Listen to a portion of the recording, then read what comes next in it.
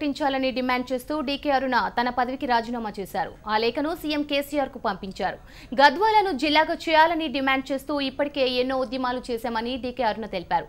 ప్రజల ఆకాంక్షను గుర్తించకుండా ముఖ్యమంత్రి కొత్త జిల్లాల ఏర్పాటు చేస్తున్నారని చెప్తున్న డీకే అరుణతో మా ప్రతినిధి సత్యనారాయణ ఫేస్ టు ఫేస్.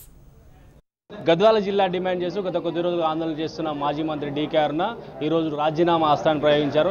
ఏకంగా ముఖ్యమంత్రి కేసీఆర్కే రాజీనామా లేఖను పంపిస్తూ నిర్ణయం తీసుకున్నారు. ఎందుకు కేసీఆర్ ముఖ్యమంత్రికి పంపించాల్సి వచ్చిన మనతో మాట్లాడదాం. చెప్పండి మేడం, నిజంగా రాజీనామా హస్తాన్ని ప్రయోగించడానికి కారణాలు ఏంటి?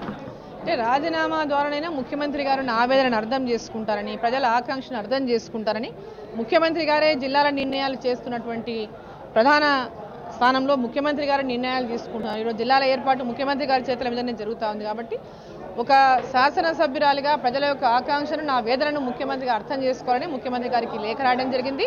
నా రాజీనామా లేఖను కూడా ఒకవేళ జిల్లా చేస్తే రేపు నేను రాజీనామా చేయకపోతే అనేటటువంటి అనుమానం కూడా ఉండాల్సిన అవసరం లేదు. కాబట్టి స్పీకర్ ఇక్కడ కూడా నా లేఖ దాంతోపాటు జత చేసి పంపించడం జరిగింది. ఎందుకు మేడం రాజీనామా దాకా ఎందుకు వచ్చింది? ఇప్పటిదాకా ప్రారంభంలో ఉద్యమం చేశారు, ఎందుకు ఆ స్థాయి దాకా వచ్చి రావాల్సి వచ్చింది? అంటే రాజీనామా అనేది ఎందుకు వచ్చిందంటే ఈరోజు ముఖ్యమంత్రి గారు ఏ విధంగా మేము విన్నపాలు చేసినా కూడా అర్థం చేసుకునేటటువంటి పరిస్థితుల్లో కనిపించడం లేదు.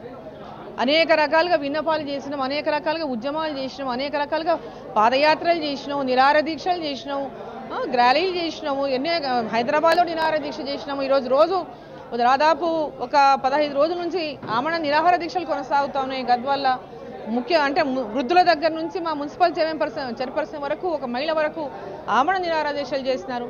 సో కనీసం ఇవన్నీ కూడా కనీసం ముఖ్యమంత్రి గారిని కలిగించలేకపోయినాయి. జోగులాంబ తల్లి పేరు మీద జిల్లా చేయండి అంటే కూడా కలిగించలేకపోయింది. మా ప్రజల యొక్క ఆందోళనలు, ఉద్యమాలు ముఖ్యమంత్రి గారిని కలిగించలేకపోయినటువంటి ఒక ఆవేదన, బాధ, ఆ బాధని ముఖ్యమంత్రి గారికి కూడా తెలపడం జరిగింది.